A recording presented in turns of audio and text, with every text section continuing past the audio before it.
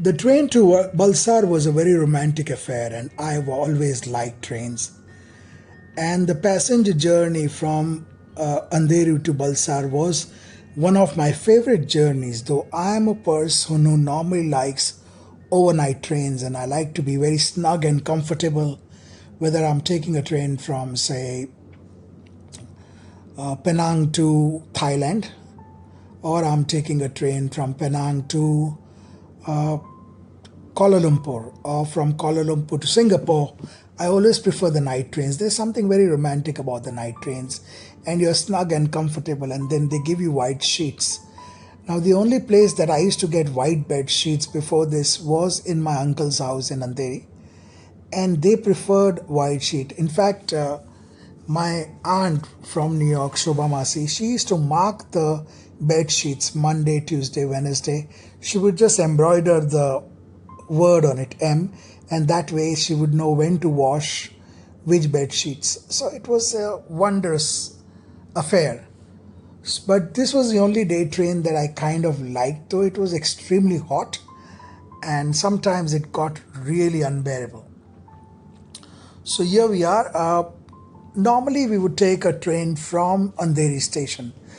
Uh, most trains started at Bombay Central, went on to Dadar, stopped at Borivali for sure, and then you had the Bandra Kurla terminus come up, which was way off somewhere else.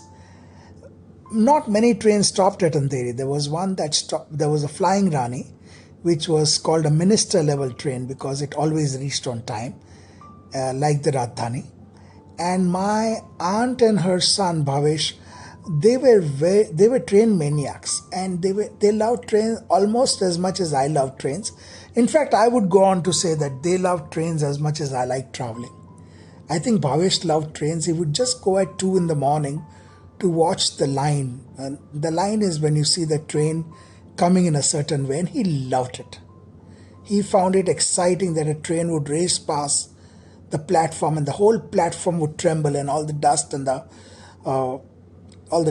the paper waste would fly all around, and that would give him a sense of adventure.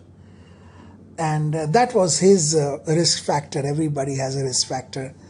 Everybody's an adrenaline junkie, and I've done my own bit of stunts, jumping out of windows when boyfriends come home and what have you. But uh, apart from that, the so basically, I'm trying to remember the names, and no, I will not Google it because I am a smart kid. So Andheri to Borivali, Borivali to Virar, Virar to Vaitana, Vaitana to Karambeli, Karambeli to Safala, Safala, and then one or two stations to Palgar. Palgar was a twin station to Boisar. And then we started, Vangaon was probably the last, Danu Vangaon was the last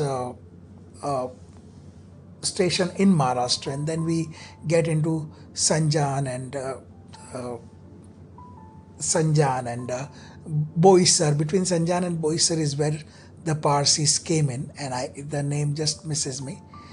And then it was mostly Vapi, maybe Karambeli in between, and then it was Vapi and Udwada, Bagwada, Atul and Balsar mostly. Of course, you may forget Boisar every now and then, and you can't forget Danu Palgar. They are regular stays. Anyway, so lots of food came into the compartment in form of potato vadas and in form of upma, which came with a rather light green chutney, which is probably a mixture of yogurt and uh,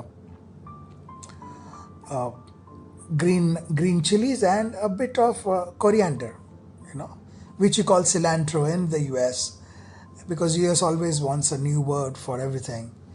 And sometimes I read books when I went through. The first book I read was Hardy Boy's Spiral Bridge, The Mystery of the Spiral Bridge. And it was written by somebody called Franklin Dixon, which was not really a person but a collection of people who used to write the Hardy Boys books. And it was heartbreaking to learn that. But they were quite interesting books, and we grew up with them. So by the evening, the sun is very harsh once you leave Bombay, because Bombay has humidity in the air and you can feel the cool humidity come in when the Vaitarna Creek comes in, and then the Vasai Creek, which probably joins Vaitarna and joins the Vasai Fort. But we've just entered Bulsar and it's almost quarter to 6, so actually 5:30. And the first thing we do is sit down, relax, drink some water, sit on the platform, enjoy the platform because it's a beautiful platform. And then we get on to eat the magical stuff that is available at the station, which we must eat. And that we'll talk about some other time. Thank you for listening. Keep traveling, keep hooting. Have a fantastic day.